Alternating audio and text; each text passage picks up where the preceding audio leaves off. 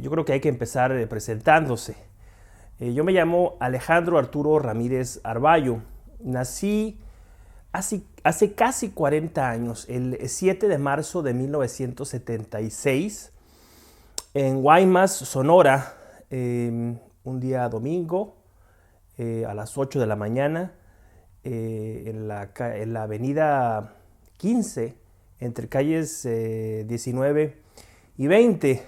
Soy hijo de Alejandro Ramírez Cisneros, originario de Guaymas, y de María Elena Arballo Piñuelas, originaria de Magdalena de Quino. Tengo 3 hermanos, Francisco, Miriam y Fernando. Actualmente vivo en Pensilvania, donde trabajo como profesor, como investigador, aunque a mí me gusta decir que soy básicamente un escritor.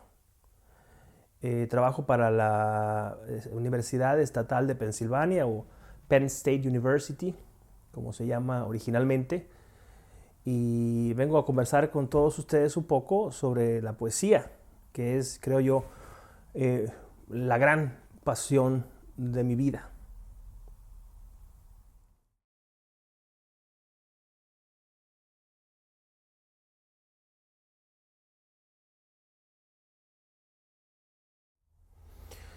Me gustaría apuntar aquí algo. Yo creo que antes de empezar a escribir, eh, me fui formando en una sensibilidad determinada, una especie de suelo sobre el cual después ya se fueron construyendo pues las formas literarias. Yo creo que mi relación particular con el entorno natural ha sido determinante, ha sido muy importante. Yo llevo el desierto grabado a fuego en mi corazón. A mí me gusta decir que no reconozco otra patria que el desierto. Pues bien, cuando yo era niño, hay 2 escenarios que marcaron mi sensibilidad muy profundamente. Uno de ellos es el cielo nocturno en el desierto, donde uno puede ver a los astros, ¿no?, girando inmóviles en la alta noche estrellada, y sentir, ¿no?, esa congoja, esa dulce congoja existencial de sentirnos aquí solos en medio de la galaxia. Y también el encuentro del mar y el desierto, ese contraste entre el mar como esa catedral líquida, ¿no?, imponente siempre, y el desierto, que es un escenario pues marciano, ¿no?, lunar, desprovisto. Para mí esas vivencias fueron muy potentes y determinaron de alguna manera mi sensibilidad. Ahora, en cuanto a la escritura, pues eso vino después. Vino con el reconocimiento de ciertas formas, con la educación misma, ¿no?, en la escuela, leyendo un poema, en la clase de español, de aquí o de allá, y fui interesándome. Y lo primero que me atrajo fue el deseo de imitar lo que los escritores estaban haciendo y darme cuenta que aquello era muy placentero, que el lenguaje era como la plastilina o como la arcilla, que uno, ¿verdad?, juega con ella, sobre todo cuando uno es niño, juega, hace un avión, hace un animalito, lo que sea, y después lo destruye y vuelve a empezar en una especie de juego sin fin. Entonces el lenguaje me proveía a mí de ese divertimento, por decirlo de alguna manera, ¿no? Fue una cuestión meramente lúdica. Cuando era niño, tenía 10, 11, 12 años quizás. También, pues siempre era un niño muy desinhibido, ¿no? La opinión de las demás personas me ha importado muy poco desde siempre. Para mí hacer el ridículo no es algo que me quite el sueño. Entonces, siempre me apuntaba yo para declamar y participar en los lunes cívicos y los festivales del Día de las Madres y todas estas cosas. Y memorizaba poemas. Entonces, memorizando poemas, me di cuenta de una cosa. Me di cuenta que el lenguaje poético es distinto al lenguaje cotidiano, el lenguaje de todos los días que nosotros hablamos en la calle. El lenguaje poético implica un cuidado y un deseo de perduración, ¿verdad? Y por qué no decirlo, también implica un acto de amor de parte del poeta que forja los versos. Ya cuando estaba más grande, y digamos cuando ya era un adolescente o casi un joven, pues empecé a comprar libretas y empezar a escribir, escribir, escribir, escribir, pero ya no con el afán de imitar, sino queriendo expresar o testimoniando mis realidades interiores. Por aquí tengo todavía algunas de estas libretas que me acompañan, ¿no? Y fueron momentos de mucho autoconocimiento y de mucho padecimiento también, porque ya no era una cuestión meramente lúdica, ¿no? Sino también de reconocer que la vida, que la existencia es dolorosa, ¿verdad? Y también enfrentarme a esa incapacidad de querer decir cosas que no se pueden, ¿no? A lo inefable, cosas que después uno ya con la madurez va reconociendo como parte del propio oficio. Yo creo que esos fueron pues los inicios eh, de, de mi carrera como escritor. Mi familia, bueno, mi familia no sé, habría que preguntarles a ellos, ¿verdad? Pero yo creo que no creo que hayan pensado gran cosa. A lo mejor pensaron pues que era una locura ahí, un hobby, una cosa así, ¿no? Nada más. Yo estaba obligado a cumplir con ciertas condiciones, ¿no? Ir a la escuela, obtener un título y estas cosas, ¿no? En fin.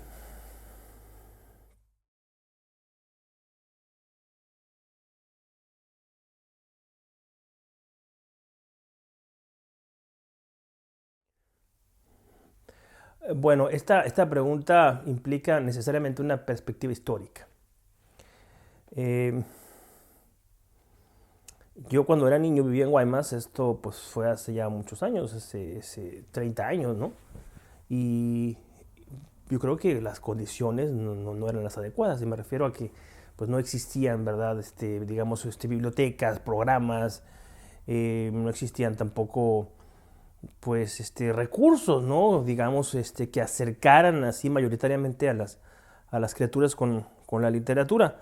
Eh, yo creo que eso nunca ha existido. Yo creo que tampoco eso existe ahora. Yo no lo sé de cierto. Yo no conozco. Yo hace muchísimo tiempo que no estoy en Guaymas. Pero yo lo intuyo, ¿verdad? Ahora, ¿cuál es la diferencia y por qué digo que es importante establecer una perspectiva histórica? La diferencia está en que cuando yo era niño no había internet. Y ahora, evidentemente, pues el internet es como la licuadora o el excusado en una casa, ¿no? Algo elemental, algo que tiene que estar ahí.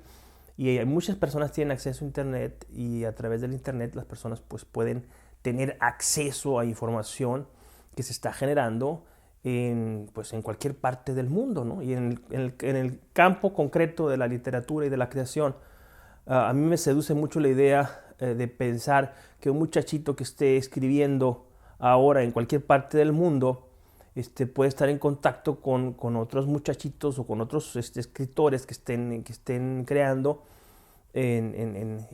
digamos, en las grandes capitales, ¿no? De la cultura occidental, por decirlo de una manera muy políticamente incorrecta. Pueden estar al tanto de las tendencias de la lírica, de la narrativa, de la no ficción. Ahora, por supuesto, para que esto ocurra se requiere tener una pasión y un deseo particular de aprender y de comunicarse con otros creadores.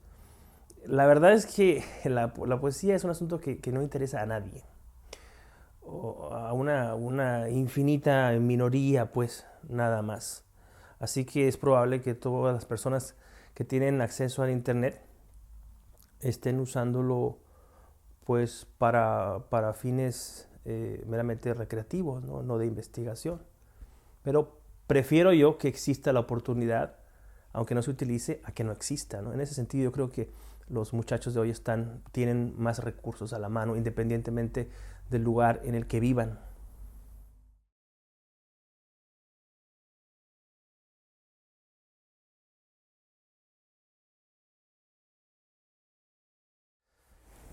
Pues yo no he dejado de formarme, no es un trabajo que no termina nunca. Me he formado literariamente, mmm, pues digamos, primero en una primera etapa fue pues por intuición y afiliándome o asociándome con personas que tenían intereses literarios, ¿verdad? Yo recuerdo cuando tenía 16, 17 años, recuerdo todavía cómo me reunía ahí con con el profe Ramón Santoyo y con la Pina Saucedo y con el poeta Bruno Hernández, y leíamos poemas y así me enteraba de autores y tal, y entonces iba a tratar de localizar obra y leer y me entusiasmaba muchísimo, ¿no? Después yo me fui a estudiar, me dejé la carrera que yo estaba estudiando agronomía, yo estaba pues, casi a un año de terminar, y en una decisión radical y que creo que ha sido la decisión más importante y más valiente de mi vida, abandoné esa carrera, me mudé a la escuela de letras y entonces ahí ya empezó una formación de tipo académico, que es pues de otra dimensión, ¿no? Mucho más profesional, con sistema, reconociendo pues la literatura desde diferentes ángulos y perspectivas, desde un punto de vista historiográfico, desde un punto de vista teórico, desde un punto de vista genérico, y además recuerdo esos años en la escuela de letras, perdón, con mucha alegría, porque pues había mucha interlocución y además hice ahí a grandes amigos, ¿no? Amigos que todavía me acompañan hasta el día de hoy y con los quienes he compartido pues la risa, la amistad y también la pasión por la literatura. Después, cuando terminé yo la escuela de letras ahí en la Universidad de Sonora, estuve todavía 2 años trabajando allá en México, y tuve mi primer contacto con la docencia, que encontré también ahí en el aula una pasión enorme, ¿verdad? Enorme, sin duda alguna. Y después me vine a los Estados Unidos persiguiendo pues la idea de estudiar una maestría y un doctorado, cosa que cumplí. Estuve en la Universidad de Arizona, donde obtuve una maestría en el año 2006, no, 2004, perdón. Y en el año 2008 terminé mi doctorado, me titulé y todo, después de un proceso intenso de estudio, de escritura, de escribir una tesis que me costó mucho trabajo y que fue muy, muy formativa desde el punto de vista teórico, filosófico, intelectual, ¿no? Yo creo que ese momento es decisivo en mi vida. Hay ahí un parteaguas, ¿no? Yo era una persona antes de transitar el proceso de reflexión, de meditación y de escritura de esa tesis. Y bueno, después me vine acá porque me encontré un trabajo en esta universidad y desde entonces estoy escribiendo aquí artículos académicos, artículos para revistas de estas populares, también para blogs, para medios de comunicación de cualquier tipo. Me encanta comunicar y me encanta estar escribiendo siempre, y además pues he seguido escribiendo mi poesía y también también he estado escribiendo ensayo y escribí también recientemente un libro de crónica, que por cierto sale publicado este año. Así que no me quejo, creo que he sabido combinar mi trabajo académico y mi trabajo creativo, ¿no?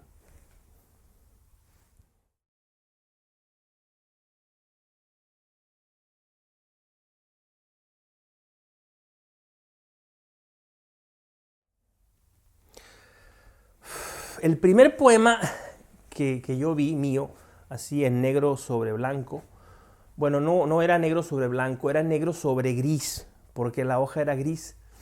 Fue publicado en una hoja de literatura, así se llamaba, el Guachapori, ¿no? Creo que era hoja bramante de literatura, era el subtítulo, ¿no? El Guachapori. Y la publicaban ahí en la Escuela de Letras, en el 6 y medio. La publicaban, entre otras personas, pues dos grandes amigos míos, amigos con los que hablo todos los días, ¿no? Ricardo Solís y Ramón Martínez. También estaba por ahí Héctor Rodríguez de Ávila, y quién más, Josué Gutiérrez, y no recuerdo quién más, pero publicaban esta hoja ahí, no sé si cada mes o cada 15 días. La pegaban en la pared y la pegaban en varias partes de la universidad. Y entonces resulta que yo tomé una clase de composición con el profesor Antonio Villa, el Toño Villa. Y el primer día de clase dijo, a ver, siéntense ahí, quiero que me escriban algo, creen algo con palabras. Él lo que quería ver, pues era pues, ver qué traía en la bola ahí cada uno. Era un taller de composición, de escritura creativa, pues. Y entonces yo escribí un poema y Y cuando él lo vio, me dijo, oye, ¿tú te sabías esto de memoria? Y le dije, no, pues me acaba de ocurrir. Y el poema se llamaba Lesa Mina. Y ese fue el primer poema que publiqué. Lo publicaron en el Guachapori.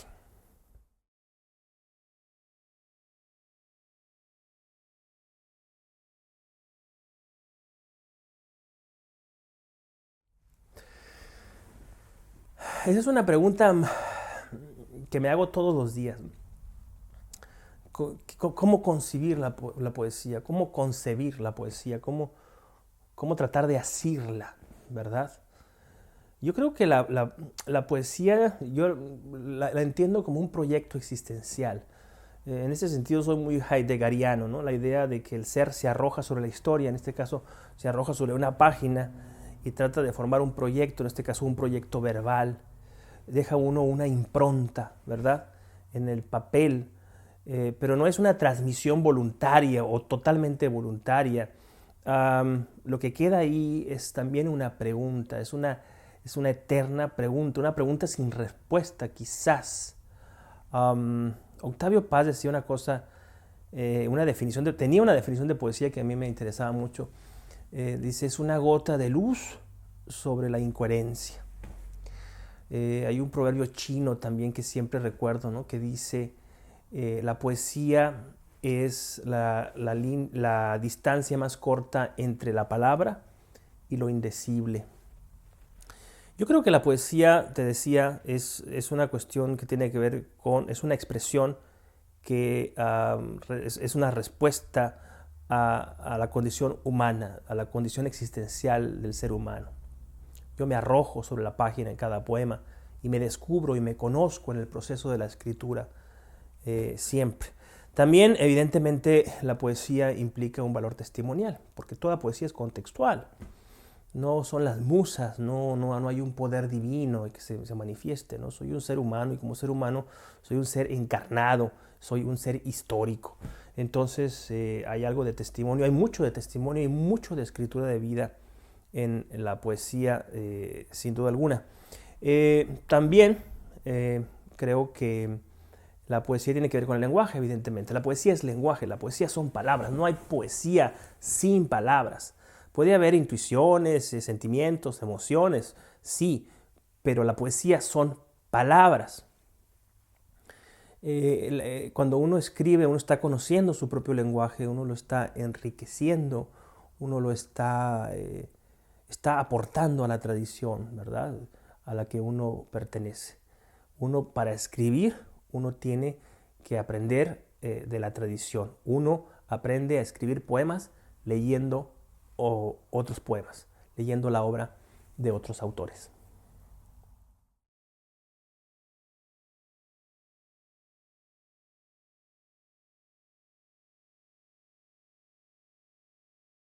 Bueno, yo creo que esta pregunta se conecta con lo que había dicho antes, ¿no? Yo los veo muy bien, los veo muy cosmopolitas, ¿no? Los veo muy habitantes de la semiosfera o semioesfera virtual. Yo siempre me comparo, ¿no? Cuando yo tenía 20 años, era un mocoso, era un adolescente casi, ¿no? Era una persona muy inmadura y muy ingenua, muy inocente. Y yo me comparo con muchachos de 20 años que están escribiendo ahora y son mucho más eruditos que lo que yo fui y mucho más políglotas, ¿no? En el sentido de que pueden dialogar con muchos lenguajes, incorporan pues de diferentes disciplinas lo que se les ocurre, lo que se les pegue la gana para incorporarlo para enriquecer su propia expresión artística. Eh, para mí esto es un síntoma, un signo muy claro de sofisticación y de cultura. Y en ese sentido, pues yo creo que los veo bastante bien, los veo mucho, mucho, mucho más sofisticados de lo que yo jamás fui a su edad y me dispongo a aprender de ellos todo el tiempo con humildad, ¿no? Sin creer que por ser más viejo tengo autoridad de ninguna manera.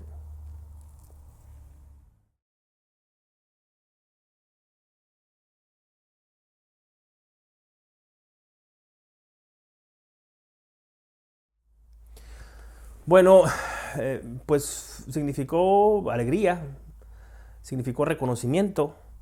No fue el primer certamen literario que yo gané. El primer certamen literario que yo gané fue ahí mismo dentro de la Escuela de Letras. No lo gané, digo, gané el segundo lugar, pero fue el primer reconocimiento que tuve. Hubo un concurso interno de poesía ahí en la Escuela de Letras y participé, mandé unos poemillas ahí y quedé en segundo lugar. El primer lugar lo ganó Carla Valenzuela. Desde entonces no la he perdonado, por supuesto, y ella lo sabe. Eh, También el tercer lugar lo ganó Ramón Martínez, mi amigo, vive en el DF ahora. Yo gané el segundo lugar. Ese fue el primer certamen que yo gané, que era muy pequeño, era entre los estudiantes de la Escuela de Letras. El primer certamen ya a nivel estatal fue ahí fue en el Carnaval de Guaymas, en el año 1997. Y pues fue una emoción muy grande, ¿verdad? Saber que había personas pues con cierta formación y con cierto conocimiento, que veían en lo que yo estaba escribiendo algo de valor, ¿no? Lo reconocían y entonces para mí era wow. Yo reconocía que tenía ciertas habilidades para escribir, para manejar la palabra, pero que alguien me diga sí, sí, sí, sí es verdad, pues representó mucho. 1997.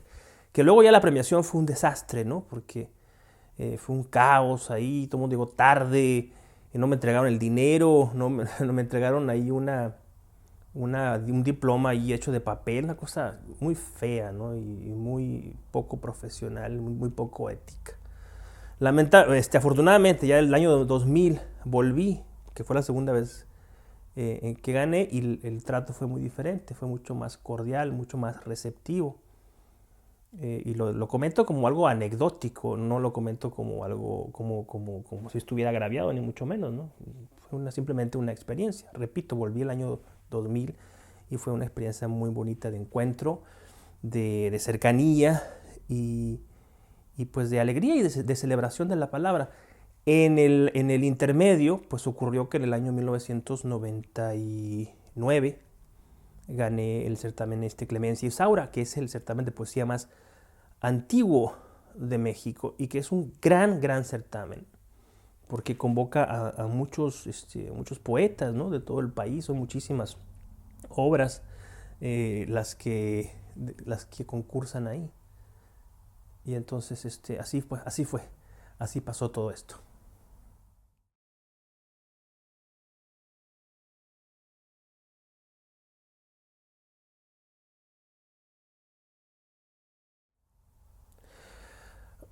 Yo creo que los certámenes literarios son buenos, ¿verdad?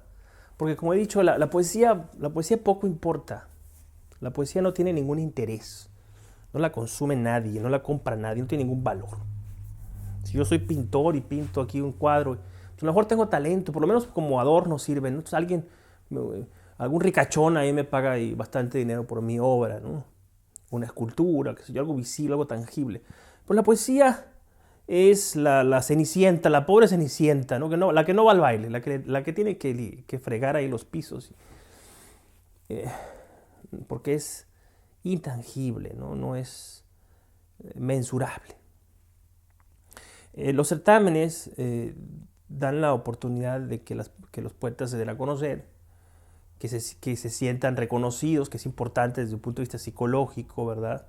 Que se sientan apapachados, queridos, que la obra se difunda también, ¿no? Porque muchos certámenes implican la publicación de la obra o se deriva de haber ganado un concurso o una publicación, lo cual es muy bueno, porque finalmente nosotros escribimos para publicar, nosotros queremos comunicar, nadie publica para sí, nadie escribe para sí mismo, ¿no? Ese es un cliché de los adolescentes, ¿no? De la gente que dice tonterías, pues, ¿no? Uno escribe porque quiere comunicar. Yo estoy hablando en este momento porque quiero comunicar ciertas cosas. Cuando tomo la pluma y me pongo a escribir, tengo en mente ciertamente que alguien va a leer eso que estoy escribiendo. No solamente yo, sino alguien más. Y esa comunión entre escritor y lector es fundamental, es muy importante porque le da sentido a nuestro trabajo.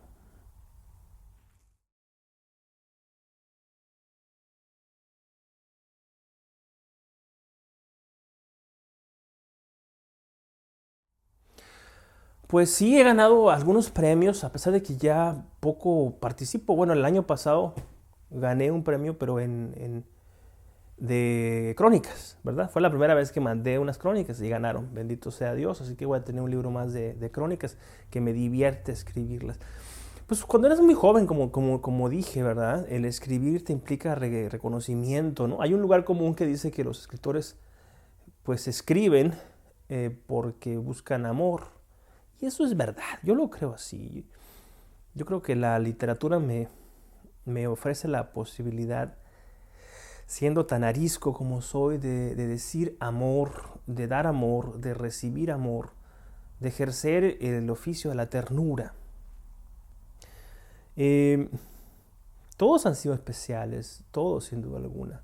Como decía, ¿no? El certamen de Mazatlán pues fue muy importante porque pues yo, osado como soy, imprudente, porque era muy joven, mandé ahí una obra que tenía que escribiendo algún tiempo y ganó, contra toda posibilidad ganó. Todavía recuerdo con mucha pues nostalgia, ¿no? Como no tenía dinero para, para mandar la obra. Entonces lo que hice, fotocopié. Eran 4 juegos, los fotocopié. Pero resulta que no pude engargolarlos porque no tenía dinero. Entonces lo que hice, dije, lo tengo que mandar de algún modo. Entonces fui y me compré 4 clips de estos grandes, creo que le llaman de mariposas, que se usan en las oficinas.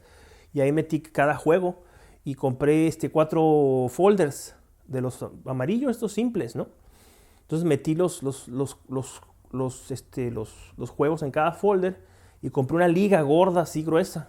Entonces, para que no se fueran a mover, lo metí en un paquete y lo mandé por la paquetería más barata, ¿no? Una paquetería que está localizada ahí por el periférico en Hermosillo, ¿no? Entre Navarrete y Transversal.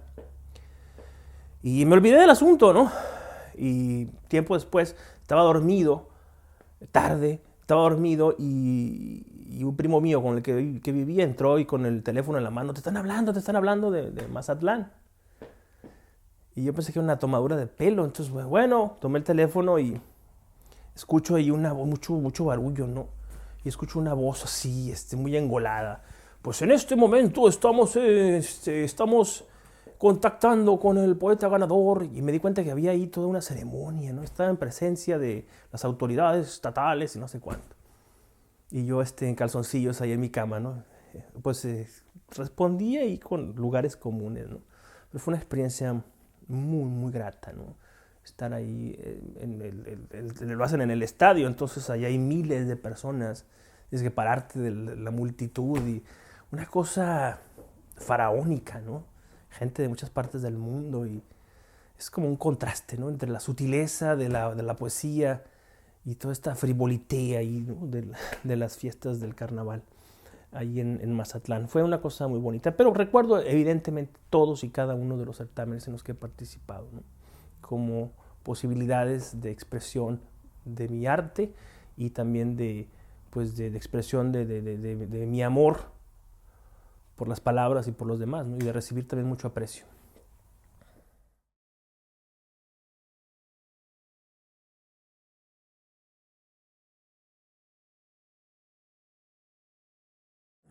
Bueno, a mí no me gusta dar consejos, ¿no? Me gusta dialogar y hablar de tú a tú con la gente. Si algún muchacho, alguna persona, pues a lo mejor se acerca, me pregunta y me dice, oye, ¿qué me aconsejas para esto otro? Pues a lo mejor lo hago, ¿no? Bueno, sí lo hago. Y creo que en este caso, pues atendiendo a esta pregunta, yo diría una cosa muy clara, que la tengo súper fija aquí en la cabeza y en el corazón. Le diría, encuentra tu vocación. Encuentra tu vocación. La gran mayoría de las personas no tiene definida cuál es su vocación. No saben qué quieren hacer. A veces tienen 30, 40, 50, 60 años, 70 años, se mueren sin saber cuál es la vocación. ¿Para qué servían, pues, o para qué sirven? Encuentra tu vocación y una vez que la encuentres, siéntete la mujer o el hombre más afortunado, porque ya vas de gana, ya tienes el 50% de la carrera metida en la bolsa. Lo que sigue es entonces trabajar y dirigirte, ¿no?, rumbo a esa vocación, y que nada ni nadie te distraiga, que nadie te diga que no. Asúmela y ve por ella. Te puedo asegurar que no te vas a arrepentir jamás. Y digo esto con mucha emoción porque vivimos tiempos muy difíciles, vivimos tiempos de una economía planetaria, de una visión de mundo que se ha implantado, de un sistema que gobierna todas estas cosas del orbe, ¿no?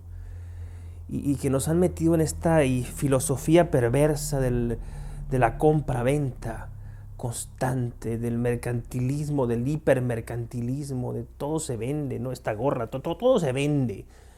Todo tiene que mercantilizarse, todo tiene que pasarse por el tamiz del marketing. Entonces los muchachos quieren estudiar una carrera que según ellos les va a redituar beneficios económicos. Primero, yo no creo que una carrera sea garantía de nada a estas alturas de la historia. Pero lo que sí sé es que la persona que persigue aquello que está aquí ya dentro como vocación es una persona que tiene más garantías de éxito personal, anímico, espiritual, social, de todo tipo, pues. Descubre tu vocación, trabaja en tu vocación y ve por ella, aférrate a ella. Tienes que estar dispuesto a morir por esa vocación, enfrentar a tus padres, a tus amigos, a quien sea. Y si se te acaban los tiros de la pistola, entonces agarras piedras y les tiras. Y si se te acaban piedras, te quitas los zapatos y se los tiras, ¿no?, por defender ese sueño personal, ese llamado personal. ¿Sabes por qué? Porque ese llamado personal no es un accidente. Esa es la voz misma de Dios. Así lo creo yo. Eso diría.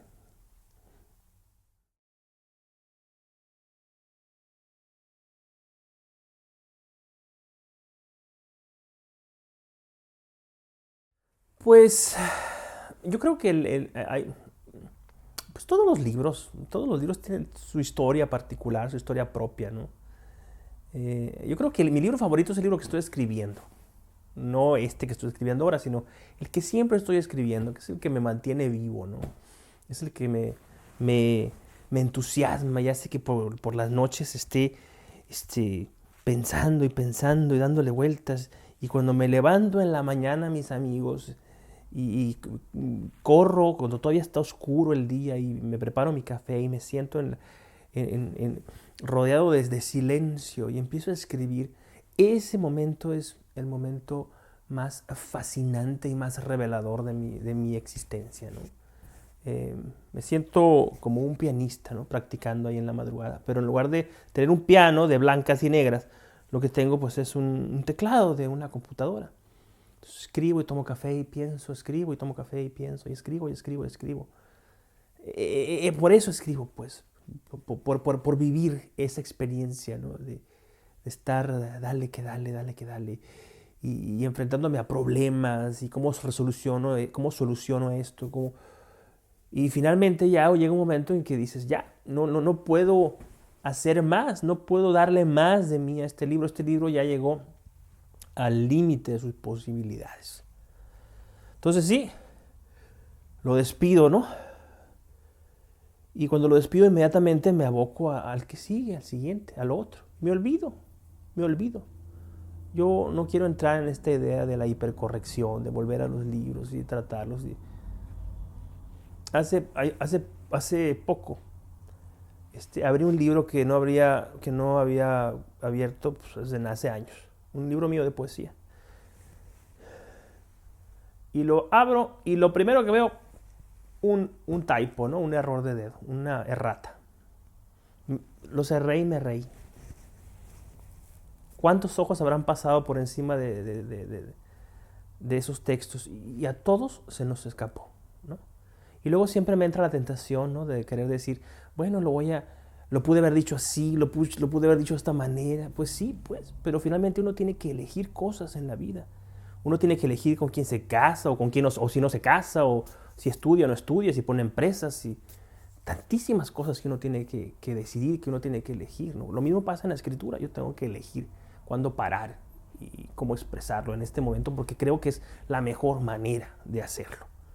Después, con el paso del tiempo, con la perspectiva, quizá piense diferente, ni modo. Yo ya estoy involucrado en otros libros, así que ni me preocupa mucho el asunto, ¿no?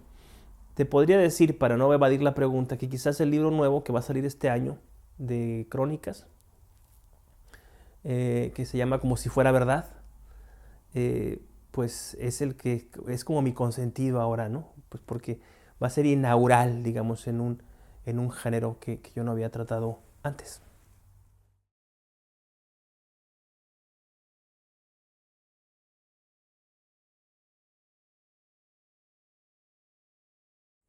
Eh, yo creo que haber ganado en Mazatlán. Y yo creo que eso es así porque implica haber sido seleccionado por un jurado de personas muy competentes de las letras latinoamericanas. Además de haber sido seleccionado entre cientos y cientos de obras que se mandan a ese certamen, ¿no? Díganme si no es una cosa fabulosa, ¿no? Una cosa difícil de entender. Incluso pues yo tenía 21 años, ¿no? Cuando esto pasó. Yo cumplo 40 años ahora en 2 semanas.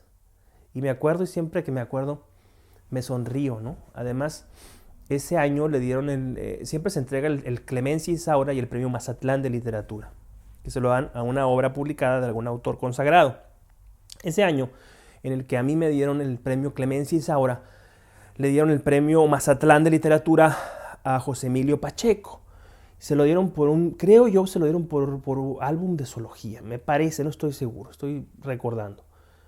Y en el discurso que Pacheco pues lee ahí cuando recibe su premio, dice, hoy le entregan esta obra a un poeta viejo, que no sé qué, pero le entregan también a un poeta joven, a Alejandro, que viene del norte, dice, ¿no?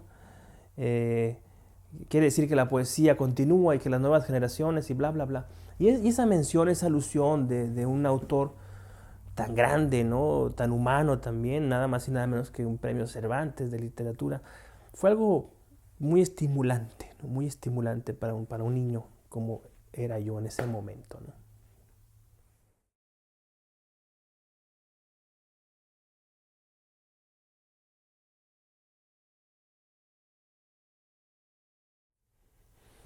Yo le diría lo mismo que acabo de mencionar hace poquito, ¿no?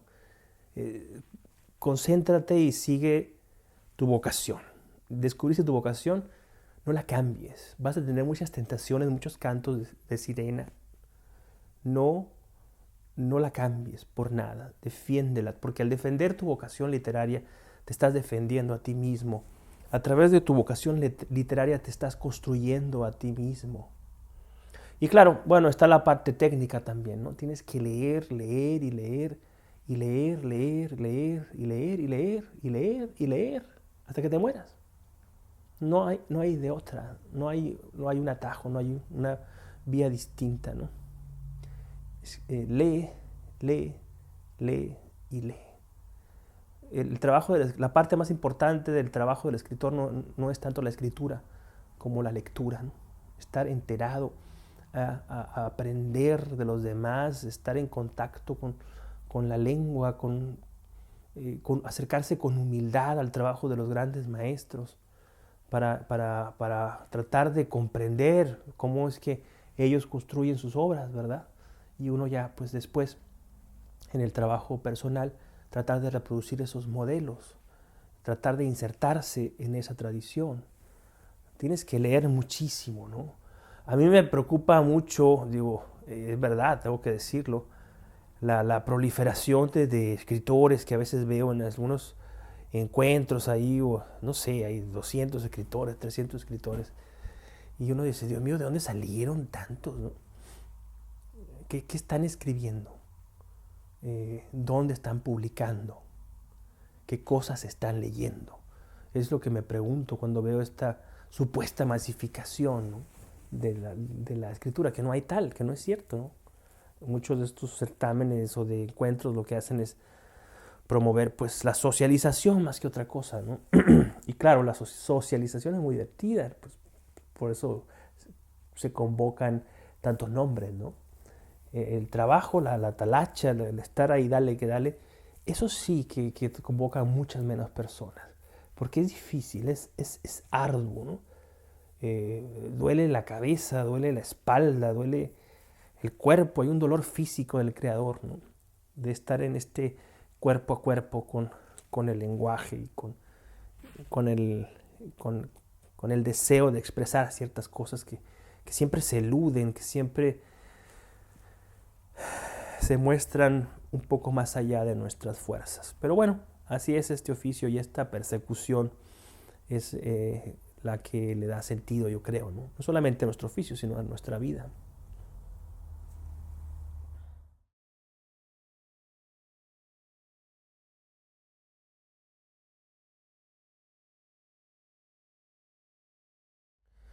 Sí, siempre estoy escribiendo, siempre. Yo tengo muchísimos poemas ahí, muchos poemas que a lo mejor no van a ser publicados nunca, ¿no?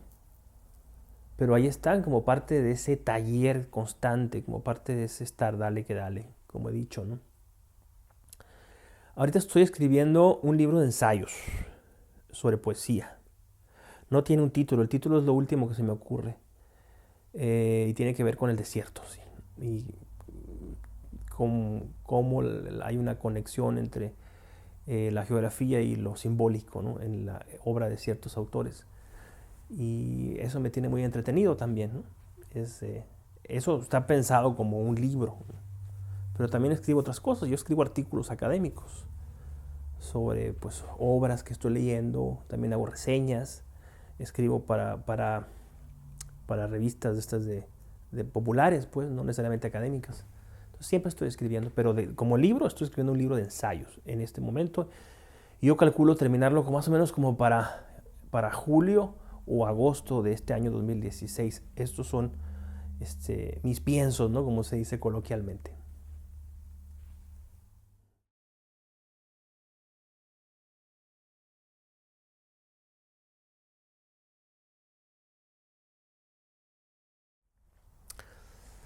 La verdad es que veo ahí algunos cuatro o cinco autores interesantes, personas con conciencia de su oficio literario, personas que a mi juicio son serias, personas que están construyendo obra, que están reflexionando también sobre la obra, y eso es muy importante, creo yo, ¿no?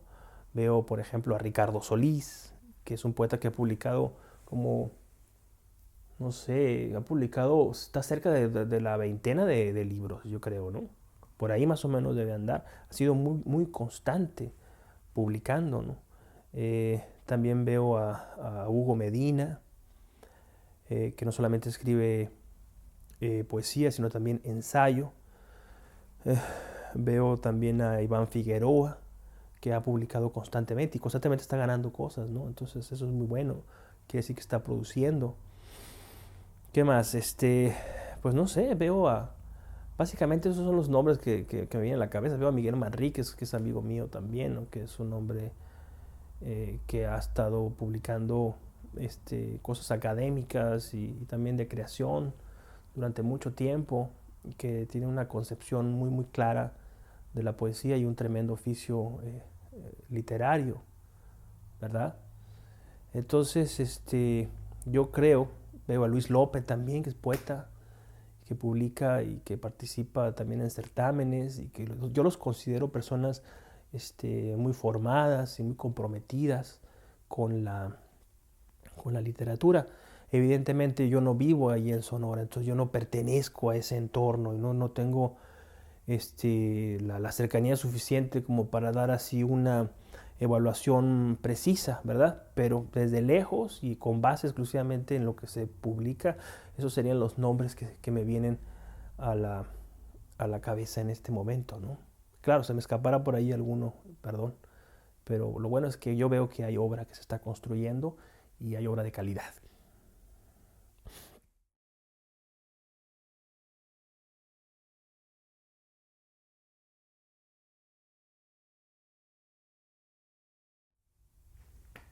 Hombre, pues por supuesto que sí, por supuesto que sí.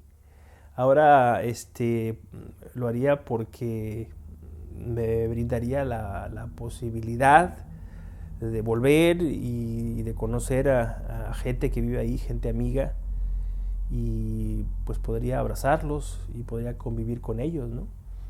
Y para mí la amistad es un asunto muy importante.